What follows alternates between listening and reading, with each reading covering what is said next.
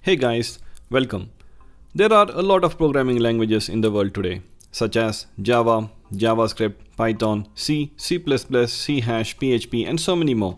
But arguably one of the most easiest programming languages that you can learn is SQL. SQL is not just easy to learn, but is also one of the most widely used programming languages in the world. SQL is not just used by software developers, but is also widely used by quality analysts, data analysts, business analysts, data engineers, data scientists, and many more. In this video, I will only cover the most important and the most basic SQL concepts which I believe are required to get started with SQL. I will also go through on how to write simple SQL queries. If you are in a hurry to learn SQL, then this video is for you. We will cover the following. What is SQL, overview on SQL commands, DDL and DML commands, constraints and data types, select queries, and the different functionalities associated with select. I will be making a separate tutorial style video covering all the SQL concepts in depth. So please do subscribe and hit the notification bell so you're notified when that video comes up. If you'd like me to make another video on how to write complex SQL queries, or if you wish to know more about a particular SQL concept, then please leave a comment below. If you find this video useful, then please make sure to like, subscribe and comment.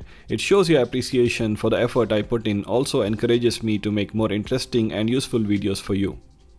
Let's begin. What is SQL? SQL stands for Structured Query Language, also referred to as SQL. It's a programming language which is used to interact with relational database or RDBMS. Using SQL commands, you can read data from a relational database or write data into a relational database. You can also create, modify and delete database. SQL can also be used to analyze and protect data. Almost all of the RDBMS available today, such as Oracle, MySQL, Microsoft SQL Server, PostgreSQL, IBM DB2, SQLite, MariaDB, Teradata, Hive, etc. uses SQL to manage their data. Different relational databases have created their own version of SQL, but majority of the functionality and the syntax are common across all the database. So no matter which RDBMS you use, the SQL you learn in this video will be applicable to all. I will be using PostgreSQL database. If you wish to install PostgreSQL in your machine, then please watch my previous video. Link in the description below. Before we get into SQL commands, it's important to understand that SQL is primarily used in RDBMS or Relational Database Management System. In RDBMS, data is stored in multiple tables. Each table can have a set of rows and columns. Different tables will be related to each other through certain columns forming relation. If you'd like to know more about database, then please check out my previous video on what is database and the different types of database. I'll leave a link to that video in the description below. SQL commands can be categorized into 5 types, namely DDL, which is referred to as Data Definition Language, DML, which is referred to as Data Manipulation Language, DCL, which is the Data Control Language, TCL, which is the Transaction Control Language, and finally DQL, which is the Data Query Language. Let's look at each of them in detail. DDL, Data Definition Language. SQL commands which are used to define the structure of a database object such as table, views, functions, etc. falls under the category of DDL. Using DDL commands, we can create, modify or drop any database object. The commands include create, alter, drop and truncate. As the name suggests, create is used to create a new database object such as table, view, functions, etc. Alter is used to modify the structure of an existing table, whereas drop is used to remove the database object from the database. Truncate is used to remove all the data from a table at once. The syntax to create a table can be like create table, table name followed by list of columns. Each column can be associated to a data type, and some of the columns may be associated to constraints. So let's say if you're going to create a table by the name student having a list of columns like ID, first name, last name, gender, age, etc., then the syntax would look something like this. However, in order to completely understand create table, you need to first understand what are data types and what are constraints. Let's look into them. Data type. Tables in RDBMS consist of rows and columns. Each column has a data type associated to it. Data type is like a data rule applicable to that particular column, meaning that only the data or values satisfying this data rule can be inserted into this column. There are several types of data type. However, in this video, we will only look at the 5 most basic and the most commonly used data type across all of RDBMS. Varchar. It stands for variable character. If a column is associated to varchar data type, then the values that this column can store are alphabets, numbers, alphanumeric values, as well as special characters. Int. Int stands for integer. As the name suggests, only integer values or whole numbers are allowed in int column. Date. Date data type is used to store date values. These values can be in any date format. Float. It stands for floating point numbers. It holds only decimal numbers. Finally, Boolean. It holds only two values, either true or false. It's kind of a binary representation for 0 and 1, where 1 is true and 0 is false. This table shows sample data for each data type in a table. Constraints. Constraints refers to limitations or restrictions applied to a column in a table. Constraints are very important to maintain the data integrity among tables. If you want to make sure that wrong data is not inserted into your table, then these kind of sanity checks can be applied by using constraints. Let's look at some of the most widely used constraints in RDBMS. Check constraint. Check constraint allows you to control the values that can be inserted into a column. Let's say if you have a column age and you want to make sure that only positive values are being inserted into this column, then you can use a check constraint on this column to apply this rule. So if anyone tries to insert a negative value in this column, then RDBMS will throw an error. Not null constraint. By applying not null constraint on a column, you make sure that this column will never have null or empty values. Unique constraint. Unique constraints are used to make sure that values inserted in a column across all the rows have unique or distinct values. It can help you to eliminate any duplicate data in a column. Remember, null values are allowed in a unique constraint column, and two nulls are never same. Hence, multiple rows with null values are allowed. Primary key constraint. Primary key constraint is basically a combination of unique as well as not null constraint. It will ensure that all the values in your column are unique and there are no null values. A table can only have one primary key constraint. Primary key constraint can either be applied to a single column or a combination of multiple columns in a table. Foreign key constraint. Foreign key constraint can be used to form relationship between tables. It basically helps you to create parent-child relationship between two tables, such that the child table references a column value from a parent table, so that only the values that are present in parent table can be inserted into a child table. Now that you understand constraint, data type, and create table concept, let's look at the other DDL commands. Drop. As the name suggests, drop is used to remove a database object such as table, view, functions, etc. from the database, whereas alter is used to modify the structure of an existing table. Alter can be used to rename a table or rename a column. Alter can also be used to add new columns or change the data type of an existing column. Using alter, we can also add new constraints to a table. DML, Data Manipulation Language. DML commands are used to load, modify, and remove data from the database. The commands include insert, update, and delete. Insert command can be used to load data into the table. The syntax can be like insert into table name followed by column list and then the values keyword followed by the list of values to be inserted. Mentioning the column names are not mandatory, and we can also insert multiple records using a single insert statement as shown. Update. Update command is used to modify the data in the table. The syntax can be like update table name followed by set clause followed by the column which needs to be updated, and then finally mentioning the where condition to specify the row or records which needs to be updated. We can also update multiple columns at once. Delete command will remove the data from a table. If you want to delete all records from the table, then mention the delete statement without the where condition. Else mention the where condition to specify the exact records to be deleted. Now let us use pgadmin tool to practically perform all these DDL and DML operations on a table. Let's start with create table. Here I have a create table script which basically is going to create a table by the name staff. It has multiple columns and I'm using in date varchar data types. You can see varchar data types are followed by some integer numbers. These integer numbers are nothing but limits on the number of characters allowed in this column. So staff ID column has a limit of 30 characters. So staff type column and staff ID column has a limit of 20, meaning that only maximum of 20 characters can be inserted into this column.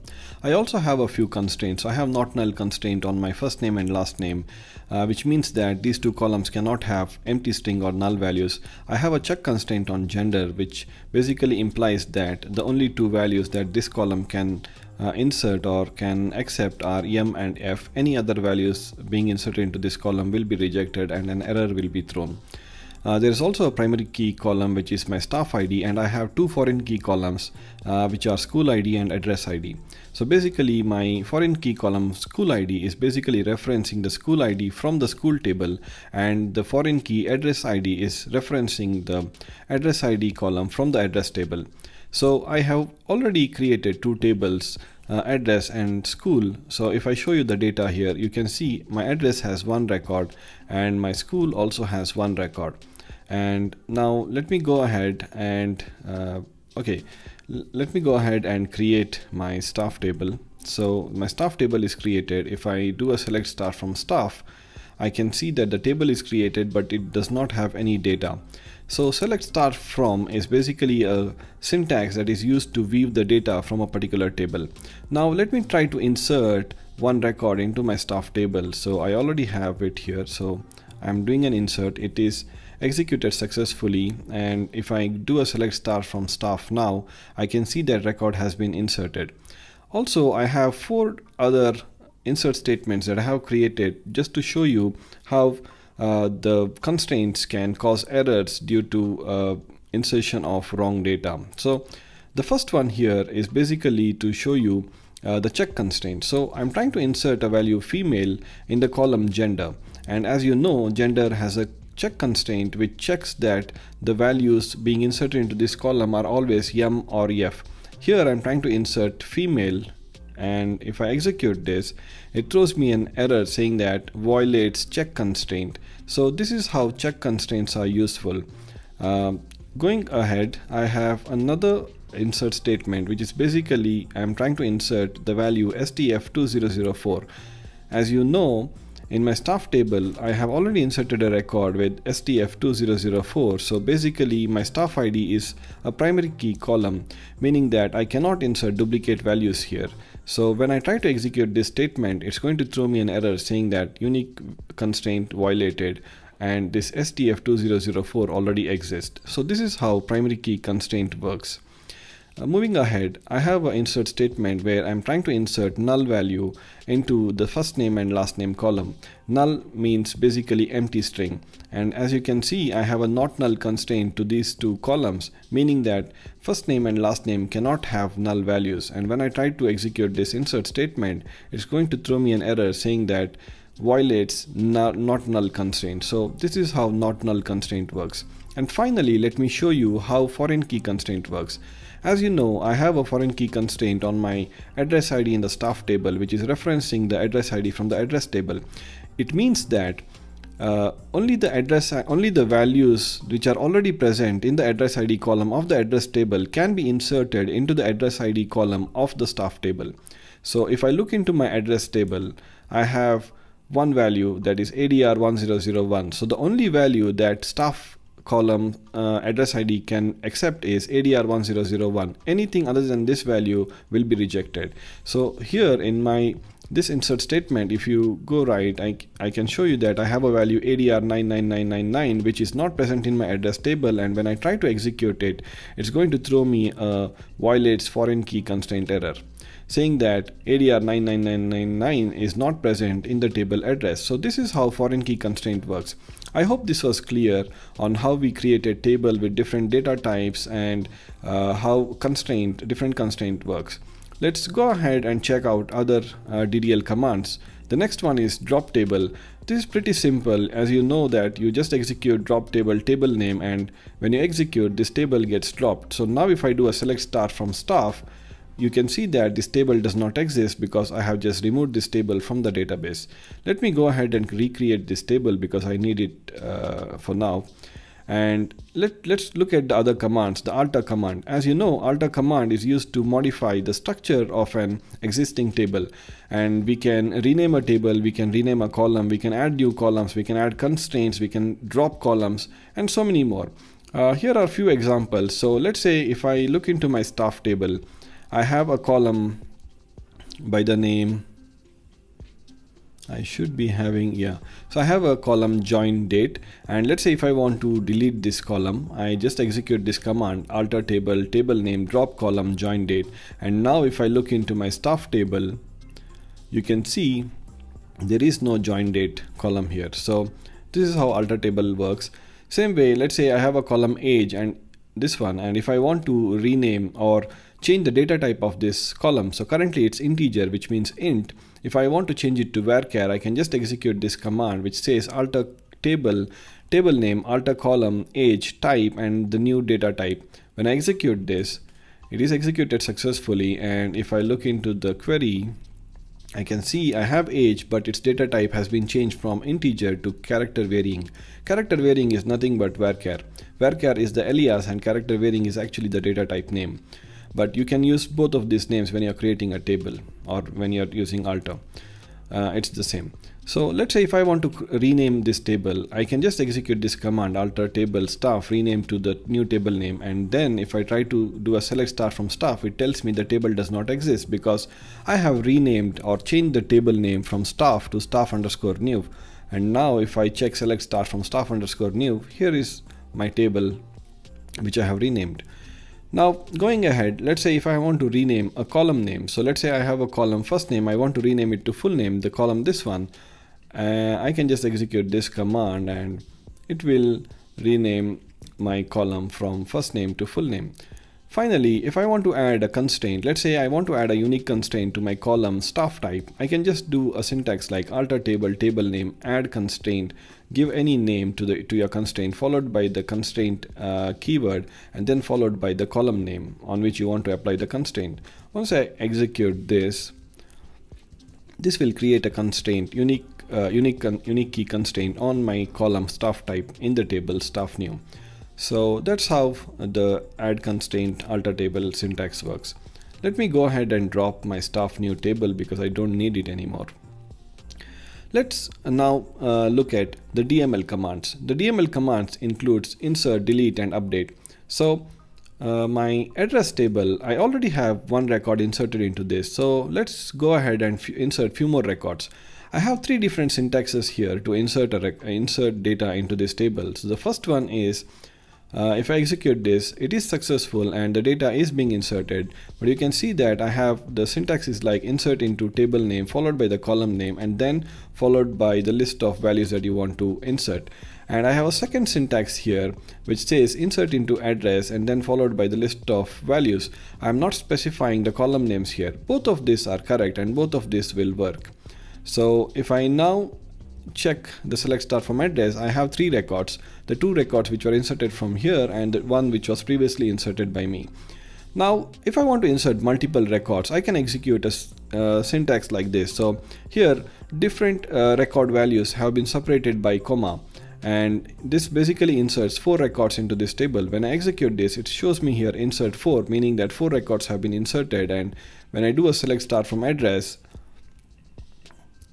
it will show me all these records that are inserted. And as you can see, all these records which are inserted have the country as United States. And let's say if I want to update any one of the country to Malaysia, and let's say if I want to update it where the address is ADR 1003, then I can just do a syntax like update table name, set the column name which you want to update, and then choose which particular record that you want to identify which has to be updated. In this case, I can identify that by using my primary key column, which is address ID. So when I execute my update statement, it will execute the command, and if I look into the data now, you can see that the ADR 1003, which is my last record, has country updated to Malaysia. Same way, I can update multiple columns in the same update statement using update table name, set the column name, and you can specify multiple columns by using a comma separator.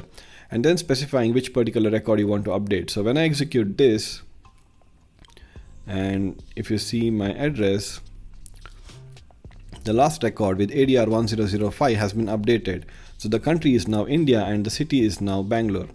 So finally, let us do some delete. Before that, let me just show you what we have. So in address, I have all these 7 records, and in my school table, I have 1 record. So let's say if I want to delete only one record in my address table where the country is Malaysia, I can just use where condition in my delete clause, saying that delete from table name where country equal to Malaysia. When I execute this, it just delete 1. You see here, it just deletes 1 record.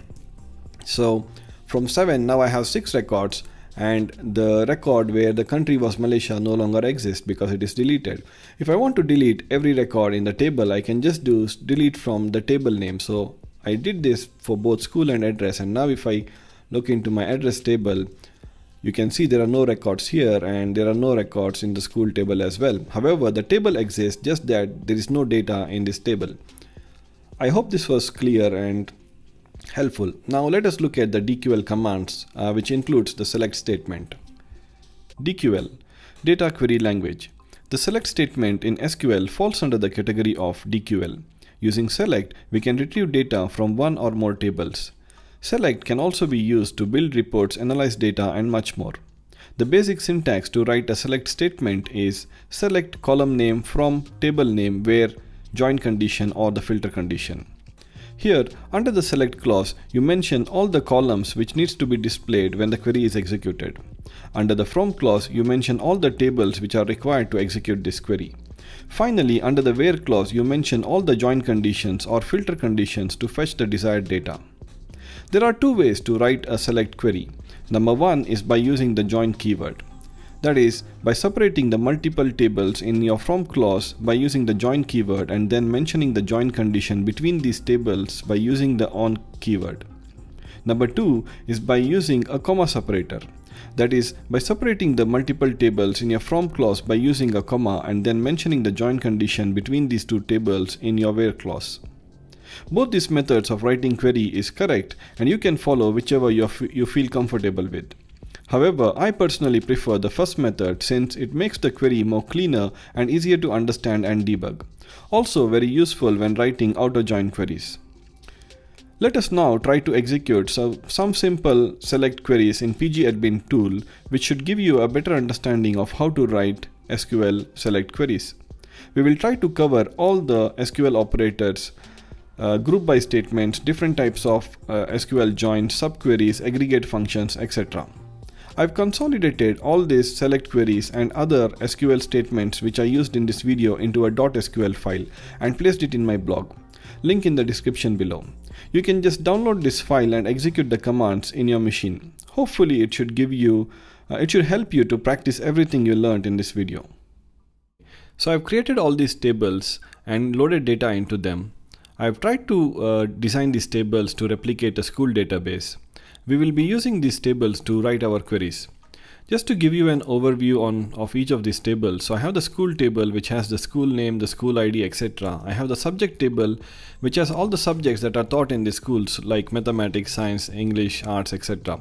I have the staff table which has both the teaching as well as the non-teaching staff details like their name, their age, gender, etc. And the salary of each of the staff is mentioned in a separate table called staff_salary. Then I have the classes table which has information related to all the classes or grades that are taught in the school. So I have from grade 1 to grade 10 and the subjects that are taught in each grade and the teachers who are teaching these subjects. Then I have the students table which has information related to the students, their age, their name, their gender, etc. Then I have the parent information stored in the parents table. Then I have the student classes table which has information related to all the students, basically the students that are present in each of these classes. Then I have the student parent table which has information related to the parents of each student, and finally the address table which has information related to all the staff and student address. Now to get started, let us start from the most basic. The most basic query, select star from students. What this query does is it's going to fetch all the records from the students table and also display all the columns from the student table. This is because we are using a star and not specifying any column name. So a star in the select clause means select all the columns. And then since we do not have a where clause, so basically there is no filter condition or join condition. So in this way, when I execute select star from students, it's going to fetch me all the records from this table. If I want to fetch only particular column, then I can just mention the column names in the select clause, like in this case ID and first name, and only that will be displayed. Now let us look at some of the operators. There are a few operators in SQL, actually a lot of them. The most important would be the comparison operators, arithmetic operators, logical operators. In the comparison operators, we have like equal to, not equal to symbols, the greater than, less than, or the greater than equal to, or less than or equal to symbols. So let's say in the subject table, I have around there are 12 different subjects mentioned here, and I want to get only the data where the subject name is mathematics. I can use the equal to operator and then execute the query like this. So only the record where the subject name is mathematics will be fetched. But let's say if I want to fetch all the records other than the mathematics operator, then I just, instead of equal to, I just use not equal to symbol. And what this will do is it will fetch all the records other than the mathematics subject. So this is basically how equal to, not equal to works. You can either use this symbol or you can use this one, that is the exclamation and equal to symbol. They both mean not equal to operator in SQL. Now I also have operators like less than or equal to or greater than or equal to. Basically, let's say if I want to fetch all the staff details who have salary less than or equal to 10,000, then I can just use an operator like this in my where clause. So where the column name less than or equal to 10,000 and the data will be fetched. I also have a clause like order by. So let's say if I want to order or if I want to sort the data in my table, then I can use an order by clause. So for example, if I just execute select star from staff salary, you can see that I have 24 records displayed, but they are just in some random order. But let's say if I want to display everything based on by sorting the salary, then I can just mention order by salary. So what this will do is it will sort the salary column in the ascending order. So I have the minimum, that is 2,500 on the top, and then at the bottom is the one with the maximum salary, that is 15,000. If I want to sort based on this sort is the by default in ascending order. If I want to sort based on descending order, then I just mention a keyword like DESC at the end, and this data will then be sorted in the descending order. So you can see the maximum salary is on the top and the minimum salary is at the bottom. So this is how you sort data in a query. Now we have a between operator. So if I want to fetch all the salary from the staff salary table where the salary is between 5,000 and 10,000, then I can use the between clause. And the syntax is pretty simple. Select star from the table name where column name between the minimum and the maximum value. I'm also doing an order by to show the data in a more cleaner way, and you can see that all the data where the salary is starting from 5,000 and going up to 10,000 has been displayed in this query. So this is how between clause can be used. Now we also have a clause like in, as you can see here. So in the previously we saw that when I wanted to display only the record where the subject is mathematics, I used the equal to operator. But let's say I want to filter data based on multiple subjects. So I want to see all the data where the subject is mathematics, science and arts. I can use an in clause. So when I use an in clause, it will fetch me all the data where all these three values are being matched in this column subject name. And if I want to fetch the data which are other than all these three values, then I can just use a not in clause. So it's just a reversal of in clause where all the data which are not mathematics, science or arts will be displayed. So you can see here I get 9 records and none of these are mathematics, science or arts. So this is how in and not in works. Now let's say you want to match data where you are not sure of the exact value in the column. Then you can use a operator like, and you can use the percentage symbol to do such that kind of matching. So let's say I want to fetch all the subject names who start with yes, whose subject name starts with yes, then I can just say that select star from the table where column name like yes percentage, and you can see there are two subjects which start from yes. Let's say if I want to know all the subjects which end with C, okay, so let's say the last character is C, and then if I do this one, it shows me that there is only one subject, that is music, which end with C. Then you can use a like operator to do such these kind of matches. Also, the two most important operators in SQL are and or. So let's look at and first. So let's say I want to fetch all the staff details who are female and who are over the age of 50. Then if I just write this query like select star from staff where age is greater than 50 and gender equal to F, what it's going to do is it's going to satisfy both these filter conditions. That is my first filter condition where the age is 50 and the second filter condition where gender is female. So basically all the records where both of these conditions are true, only those records will be shown. As you can see, all the age is greater than 50 and all the gender here is female. So this is what AND does. The conditions or the filter conditions that are mentioned on the left hand side of the AND as well as on the right hand side of the AND has to match for the query to show results. This is what AND does. Now let's look at what OR does. So what OR will do is it will try to match, it will fetch the data based on either of the matches. That is, either the age has to be over 50 or the gender has to be female. So both these conditions does not have to be true. If any one of these two conditions are true, the query will fetch results. So when I execute this, you can see that I have much more records fetched here, and all of these record you see that it will be like either the gender will be F or the age will be greater than 50. So it will never happen that the age is less than 50 and the gender is male. This kind of record will not be fetched. So basically any one of these conditions has to be successful for data to be extracted in this query. So this is what OR does. Okay. Now going ahead to the arithmetic operators. The arithmetic operators include the addition, subtraction, multiplication, division and module. In PostgreSQL, it's not mandatory to have the from clause in your query. So if you just have select also you can execute. So let's say if I want to do addition of two numbers 5 and 2, I can just write like select 5 plus 2, and I don't even have to give a name to the column. This basically total, I'm just giving a name to the column, and if I just execute this select 5 plus 2, you see that I get my output. Just that there is no column name specified. So in order to make it more meaningful, I can specify a column name, and let me give the column name as total. I can mention this as, it's just to mention the alias. It's not mandatory. Even if I don't mention as here, it will still take total as the alias for this particular column, as you can see here. So if I want to do multiplication or subtraction or anything, we can use these arithmetic operators, which are pretty straightforward.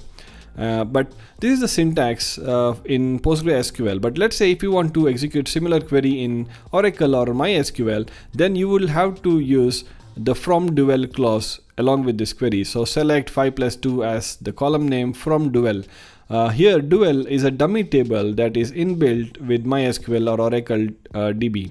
As I told you previously, most of the RDBMS functionality and syntax are similar, but you can still find certain syntaxes which are specific to only certain RDBMS. So in this case, this particular syntax where you can just execute a query using a select clause, I believe is only allowed in PostgreSQL. So going ahead, let's say in my staff table, I want to see all the staff type. But I see that there are so many records here, it's not very clear to know what are the unique values present here. So in order to get the unique values in a column, I can use a keyword like distinct. So select distinct column name from the table name. What it will do is it will fetch all the distinct values from this table. And now let's say if I want to, there's another keyword called as limit. Basically, let's say if I just select select staff type from staff table, and I see there are so many records. I'm getting 23 records. I want to only see the first 5 records. I can use a clause like limit and then mention the number. So what limit 5 does is it's only going to fetch the first 5 records from this query. So this is what limit is for. So going ahead to the case statement. Case statement is similar to if-else condition. Basically, based on certain values in your column, you can display a user-defined value. So meaning that in this particular case, in my salary table, if the salary is greater than 10,000, I want to display it as high salary, and if the salary is between 5,000 and 10,000, I want to display it as average salary, and if the salary is less than 5,000, I want to display it as too low. I can use a case statement to display this kind of values based on the different values present in the column. The syntax, as you can see, is pretty simple. Case when, the condition, then the value. And you can follow it with multiple when conditions. So when I execute this query, you can see that the salary, whenever the salary is greater than 10,000 and when the salary is greater than 10,000, the value displayed from the case statement is high salary. And when the salary is between 10,000 to 5,000, the value displayed is average salary. And when the salary is less than 5,000, the value displayed from the case statement is too low. So this is how case statements are useful. Now moving ahead to, as I told you previously, there are 2 ways to writing a query. The first way is by using a join clause, and the second way is by using a comma. So when I say using a join clause, it's basically in your from clause you can mention multiple tables.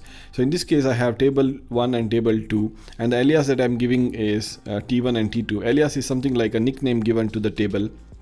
I can give this alias to a table or to columns. So I've given alias to column 1 as C1, for column 2 as C2, etc. I can use a as clause to give the alias, or I can skip that.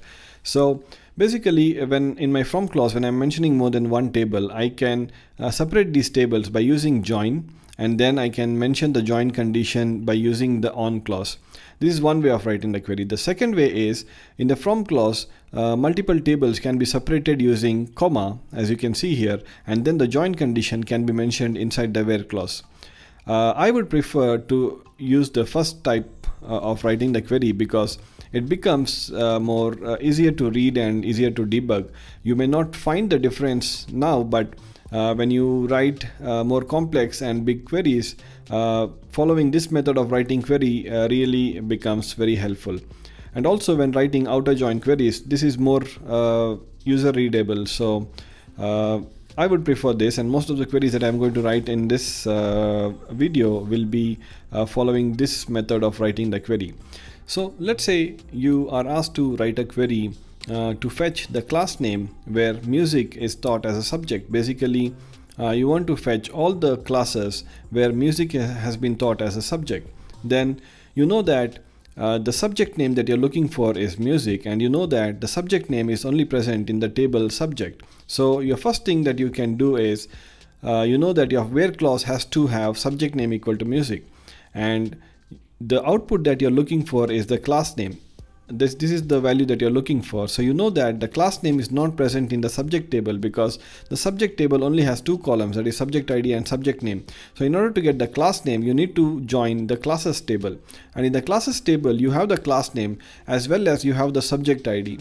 So you can join the subject ID from the classes table and the subject ID from the subject table to join these 2 tables, and then put a filter condition in the where clause to fetch only the data where the subject name equal to music. So now when I execute this, you can see that I am getting all the class names where music is being taught. So I can see that is grade 2, 5, 6, 7, 8, 9 and 10. These are all the different classes in this school where music has been taught as one of the subjects. So this is how you can write a simple query. Like now moving ahead, let's say to another question. So let's say if you want to fetch the full name of all the staff who teach mathematics. So basically you want to know who are the teachers who teach mathematics. In this case, you know that, okay, you're looking for where the subject is mathematics. So your first condition that you need to remember is I need to go to my subjects table, and then I need to check only for those subjects where the subject name is mathematics. This is my first filter condition. Next, the output that I'm looking for is the full name of staff. I know that the name of the staff is only present in the staff table. So in the staff table, I have first name and last name. So full name would be the combination of both these fields. So in order to combine or concatenate these two fields in SQL, we can use this kind of syntax to do the concatenation. Here I'm just giving a space. So this is basically, it can be anything, but I am using a space here to concatenate first name and last name, and then giving an alias as this is the full name. So this is what I want. I want the full name of staff. So I know that full name of staff, I can get it from the staff table. So in my from clause, I need to use staff table. And I also know that my input is that subject is mathematics. So subject name equal to mathematics. So I know that I need to use subject table. But then subject table and staff table cannot be joined because there is no matching columns. As you can see, if I look into my staff, I have the staff ID, I have the staff type, school ID. There is nothing related to subject here. And if I go to my subject table, I only have staff ID and staff subject ID and the subject name. So basically I cannot join subject table with the staff table. But then there is another table called as classes. Here I have the subject ID as well as the staff ID. So basically all the staff who teach which subject in a particular grade can be got from the classes table. That means I need to use the classes table in order to find the result for this particular query. So here that is why I am using subjects, and then I am joining it with classes using the subject ID column, which is present in both classes as well as subjects table, and then I am joining these both tables with the staff table using the staff ID column. So the staff ID column in the staff table is same as the teacher ID column in the classes table. So here you can see that in the classes table I have this is my classes table. I have this particular column as teacher ID, but basically this is nothing but the staff ID. Just that the column name in different tables may be different, but if they mean the same, then you can use it for joining those tables. So in this case, I'm using 3 tables, and I'm using the join conditions here, and I'm using a filter condition to fetch the data only where the subject name is mathematics. So when I execute this, you can see that I'm getting 2 teachers who are actually teaching mathematics in this school. So this is how you can form queries and execute them. So moving ahead, we have so let's say you now want to write a query where you want to fetch all the staff who teach in grade 8, 9 and 10, and also fetch all the non-teaching staff. So let's say someone from your office or from your college asks you to write or fetch all the staff details who are teaching in grade 8, 9 and 10, and also all the staff details who are non-teaching staff. In that particular case, you may have to write 2 different queries. One query is to fetch all the non-teaching staff details, and the other query is to fetch all the staff who are teaching in 8, 9 and 10 grade. To do that, what we do is we first write 2 different queries. This is the query that I write to fetch all the staff who are teaching in 8, 9 and 10. How I do that is, I know that my grade name or my class name is 8, 9 and 10, and I know that class name is only present in my classes table. So I use the classes table, I put the filter condition here, and I know that I'm only looking for staff who are teaching staff. So I put the staff type equal to teaching, which is present in my staff table. So basically I just need to join 2 tables here, staff and classes. I join it using the staff ID or the teacher ID, and then I fetch all the details like the staff type, their full name, their age, their gender. And I use a case statement here to because in my staff table I have the gender as M and F, but to make it more meaningful, I say when the gender is M, I display it as male, and when it is F, I display it as female. And I also use the join date of the staff. So this way I get all the details related. If I execute this, you can see that I get all the details, and all these are teaching staff who are teaching in grade 8, 9 and 10. But the question that was posed was that I need to get all the staff in 8, 9 and 10 and also all the non-teaching staff. So to get all the non-teaching staff, I will write another query, that is I'm fetching from the staff table. I don't need to join any other table because I don't really have any other conditions. The only condition is they have to be all the non-teaching staff. So in my staff table I have a column staff type. I just put it the staff type equal to non-teaching, and when I do that I get all the non-teaching staff details. So I have all the non-teaching staff details here, and from the above query I get all the teaching staff in 8, 9 and 10. Now whenever you want to combine multiple queries into a single query, you can use operators like union.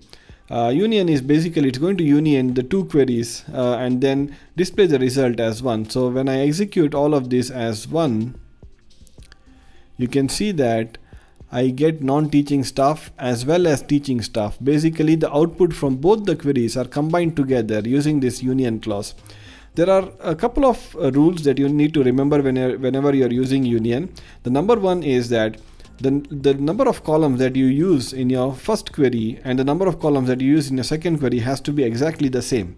Also, the data type of the columns that you're using in your first query and the data type of the columns that you're using in your second query also has to be exactly the same.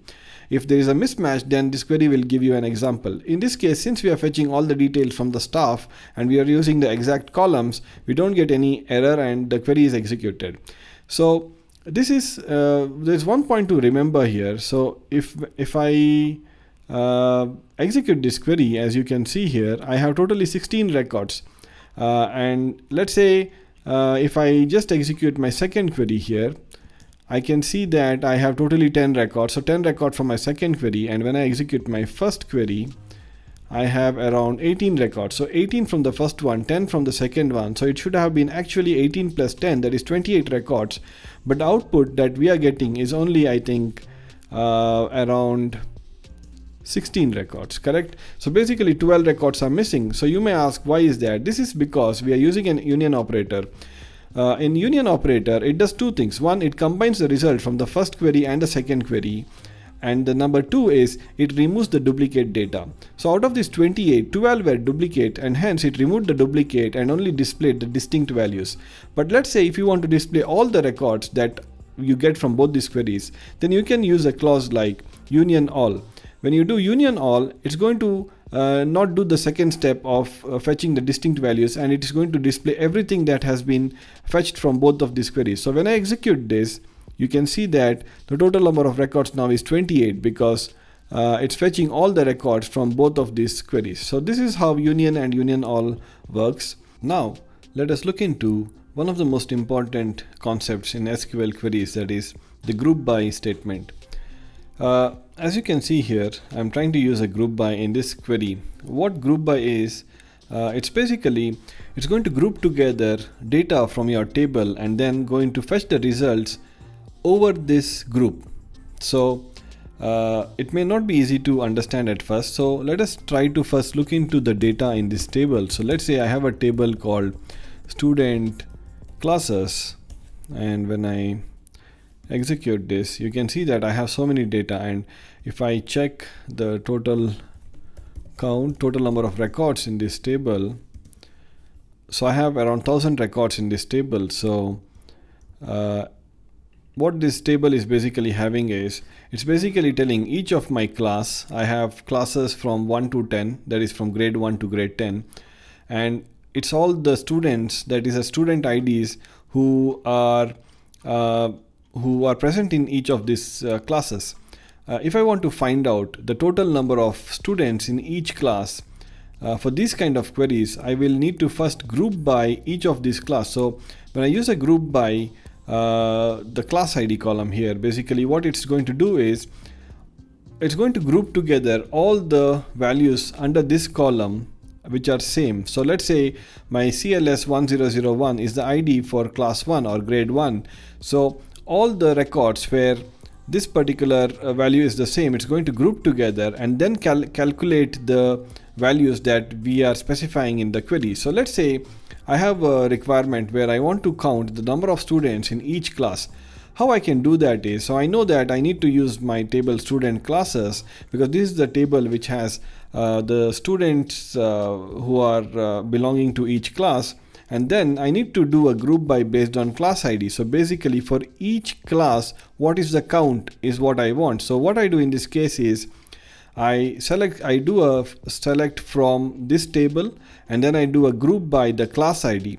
And then in my select clause, the thumb rule when you're using a group by is whatever column that you use in your group by, you need to have that column in your select clause as well. So I am using the same column in my select clause, and then followed by any aggregate function. So aggregate functions, I'll talk about aggregate functions a little later, but count is one of the aggregate functions. So aggregate function, as the name suggests, it's basically calculating a value from a set of different values. So I'm grouping by class ID, and then I'm doing a count of 1. So this count of 1, I can specify any number here. It does not have to be 1 or anything. So but just to be more meaningful, I'm specifying it as 1, and I'm giving an alias to this column as number of students, and I'm doing an order by. So I'm just trying to sort the final result based on the class ID. So when I'm trying to execute this, you can see that I'm getting, this is my total data. So it says class 1 has 100 students, class 2 has 120 students, class 3 has 90 students, and so on. So this is how group by works. It groups together the data in your table based on particular column that you have specified, and then computes a value out of that grouped data. So I hope this was clear. This is how we are using group by. We'll look into some other examples as well. So this is one way. Now let us say that I want to fetch only those data or those classes who have more than 100 students. So more than 100 students in each class. If I want to do that, I know that I get this information from my student classes table, and I need to do a group by based on class ID, because this is the main column, right? This is when I do a group by class ID, for each class ID I'm going to get some values, and that is what I'm looking for. So I do a group by class ID, and hence I need to use the same column in my select clause as well. And since I'm trying to count the number of values, I'm trying to use the count function here, and then I'm giving an alias as number of students. But here a special condition is that I want to fetch only those records who are or those classes who are having more than 100 students. So we use another clause here that is called as having clause. This is specifically used when we are using a group by statement. So what it does is, this is kind of a where condition, where clause, but used with group by. So for the group by data that we have got from using this particular statement, we use this condition on that. So meaning that once you did the group by, that is when we did the group by, we got this record, that is totally 10 records. From this output, it's going to see where the count of 1 is greater than 100. So in this case, you can see the count of 1 greater than 100 is this one, and then this one, only 2 records. So when I execute this, now you can see that I only get 2 records. Basically, this is how group by and having clause both work together. So group by will group together different data based on the particular column that you have given, and then having clause applies a condition over that group by data. So this is how group by and having clause works. Similarly, let's say if I want to identify all the parents with more than one kid in the school. So let's say in this school there are multiple students who are kids of the same parent. So in that case, basically we want to know the parents who have more than one kid going to this school. How we can do that is, we have a table called as student parent, and if I just query this table, let me just try to query it here.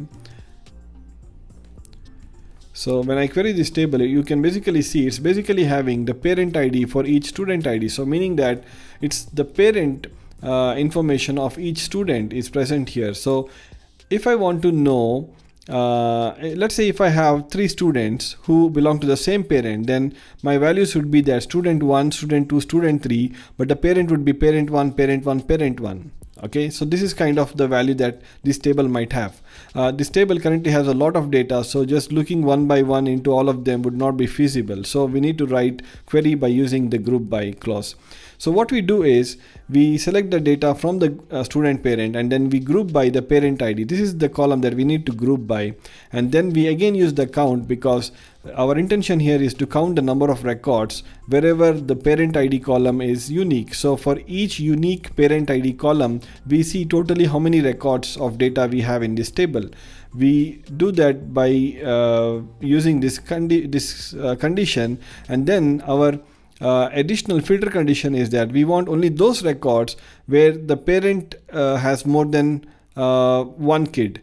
That means it will have, the count will be more than 1. So for that I use a having clause saying the count greater than 1, and then when I execute this, I'm going to get this output. So basically it's tell parent 9, the parent P0019 has 2 kids, P002 has 4 kids. So if I want to check if this is true, what I can do is, let's say I go here and I put a where condition where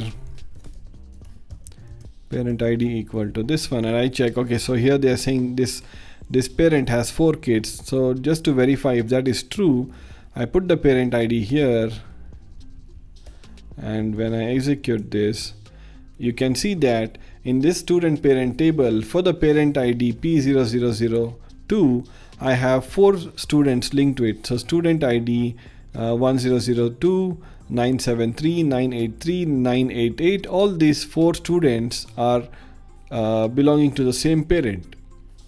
So this is how we can use group by clause and the having clause to fetch parents with more than 1 kid. So this is a simple query to show you an example of how powerful group by clause is and how useful it can be when you want to compute certain data. Now moving ahead to subqueries. Subquery is basically, if you write a query inside a query, then it's basically called as a subquery. It might be useful in many cases. So let's say in this particular case, fetch the details of parents having more than 1 kids going to the school. So again, it's telling us that you fetch me the details of those parents who are having more than 1 kids going to this school. We know that, and we have seen that in order to fetch the parents who are having more than 1 kid, we can just use this query. So we use that query here. It's the same query here. So select parent ID from the student parent table, group by parent ID having count of 1 greater than 1. So we use this. This one will result in all the parents, or let's say if I just execute this part, it will result me in these 20 parents who are having more than 1 kids going to this school. So I know I need to fetch the data only for these 20 parents, and then I know that the information that I'm looking for are the parent name, the student age, student gender, their address, etc. So to do this, I will need to use a few tables, because the parent name is present in my parent table, but the student name, student age and student gender is present in the student table, and then the address, and in this case address, I'm displaying the street, city, state, country, everything. I get those information only from the address table. So I need to use address, I need to use student, I need to use parent, and then in order to identify which student belongs to which parent, I need to use the student parent table, because this is the only table which has the link between parent and student. So I need to use all these 4 tables, and I join it according to the columns which can be used to join this table. So I join my parent with student parent table using the ID and the parent ID column, and then I join with the student table using the student ID column, and then finally with the address table using the address ID column in the parent table. So I use these 4 tables. I use a subquery here to fetch only the parent ID that are having more than 1 kid, and then finally the select clause for the data that I want to display. So when I execute this, this is what I get. So for those 20 parents, they are totally having 49 students, and the information related to all these 49 students and their parents are displayed using this query. So this is how subquery works. We are using subquery, group by, and multiple joins together to execute this query. Now moving on to the aggregate functions. Aggregate functions are basically used to perform calculation on set of values. We have already seen one of them, that is count, in the previous query. There are a few more like average, min, max, sum, etc. So we'll just look at a few of them here. So let's say if I want to compute the average salary paid to all the non-teaching staff, then I can just do that by joining the staff salary table with the staff table and then putting a condition there where staff type equal to non-teaching, and then I can use an average function. This AVG is basically an inbuilt function which is used to calculate the average of the values present in the column that is mentioned here. So what it will do is, for all the number of records that this table has, it will compute the average of all the values and then display it here. So when I execute this, it tells me that the average salary of non-teaching staff in this school is 7,750. So this is how you compute average. So now let's say if I want to calculate the total sum of salary that has been the total amount of salary that is being paid to all the staff, both the teaching as well as non-teaching, then what we can do is I join the staff and staff type table. Okay, so here I'm using a group by to distinguish between the total salary that is paid to the teaching staff and the total salary that is being paid to non-teaching staff. So when I execute this, you can see that because I'm using a group by, it's grouping, and I'm using a group by based on staff type. So what it will do is it will group together all the values for distinct values present in this staff type column. So that means in my staff type column I only have two distinct values, that is teaching and non-teaching. It will group together all the values of teaching and it will group together all the values of non-teaching and then do the sum of the salary. Why it's doing the sum of the salary is because the function, the aggregate function that we are using here is sum. It's basically going to sum together all the values of salary across multiple columns. So this is how we are using group by and the aggregate sum function to calculate the salary of teaching as well as non-teaching staff. Same way we can apply the min function to calculate the minimum salary of the staff. So let's say if I execute this, it will tell me the minimum salary of teaching staff is 5,000 and the minimum salary of non-teaching staff is 2,500. Same way we can execute for the max aggregate function and we can see what is a max salary paid to teaching as well as non-teaching staff. So this is basically how aggregate functions work. Now moving on to the last section where I would like to talk about the joins. This is a very important concept you need to understand, and there are much more types of joins, but I'll be covering only the inner join and the outer join here, which I believe are the two most important types. So inner join is basically what we have already seen in all our queries. So all these joins that we used in our previous queries, everywhere that we used, is basically the inner join. What inner join tells is it only produces records where there is a match in both the tables. For example, let's say if I may show you here, so I'm going to join the staff table with the staff salary table, and if it will fetch the record for everywhere where the staff ID is common across both these tables. So let's say I go to my staff table just to show you the data, and I have around 23 staff here. So there are 23 different staff IDs present here. And then I go to my staff salary table. I again have staff ID and I have 24 records here. So basically there is one additional staff ID mentioned here, or maybe it can be different because the staff IDs might be different. So it means that there are certain staff that are present in staff salary which are not present in staff. It will not happen actually in the real world scenario, but I've just created data like this just to show you an example. So when I do an inner join, what it does is it will match with the staff ID present in both this table and then show you the result. So I've written a query here. So I'm joining staff table with the staff salary table using the staff ID. And when I take, so I can use a count function here. I'm not using group by. So it means that we can use these aggregate functions with group by or without group by. It does not matter. So if you use it with the group by, it will fetch the result for that group together data, and if you don't use group by, it will fetch the result for the whole table, set of tables. So when I do a count of 1 for this join and execute it, tells me 21. It means that there are 21 records or 21 staff ID which is matching between the staff and the staff salary table. So it means that out of the 23 staff that are totally present here, so I have totally 23 staff, only 21 matches with staff salary table. Okay, and now if I look here, I have in my staff salary, I have 24 records. There are totally 24 records, of which only 21 match with staff table. So this is a good indication to say that there are some staff information present in the staff salary table which are not the staff which are not present in staff table, and vice versa. So when I do an inner join, only 21 records are fetched because these are the 21 records that are present in both this table. And if I want to see the data, you can just see that. So these are all my the staff name, and this is the salary. So these are all the 21 staff whose information is also present in the staff salary as well as in the staff table. This is what inner join does.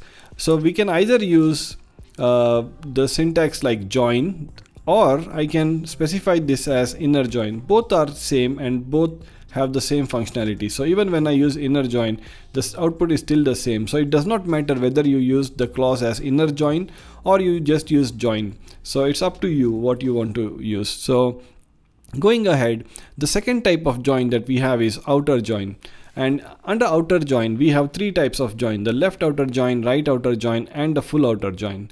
So what these joins means is, the left outer join, what it does is, it's going to fetch all the result from the leftmost table and then show you the results. The right outer join will fetch all the results from the rightmost table and then show you the results. And the full outer join is basically going to show you all the records which are present in both left and the right table. Let me explain you further. So now let's say I go to this particular query here. I'm doing a left outer join. So I'm doing a select from staff table, joining it with a staff salary table on the staff ID. But instead of doing a normal inner join, I'm using a left join. So what this means is, which is my leftmost table, in this case staff. So it's going to fetch all the records from the staff table. And you know that in my staff table, as I showed you, we have totally 23 records and only 21 matches with staff salary. So there are 2 additional records here which do not match with staff salary. But when I use a left join, it's going to even fetch me those 2 records which are not actually matching with this particular condition. So that is what a left join does. So when I execute this, it's going to fetch me 23. And if I show you the actual names, you can see here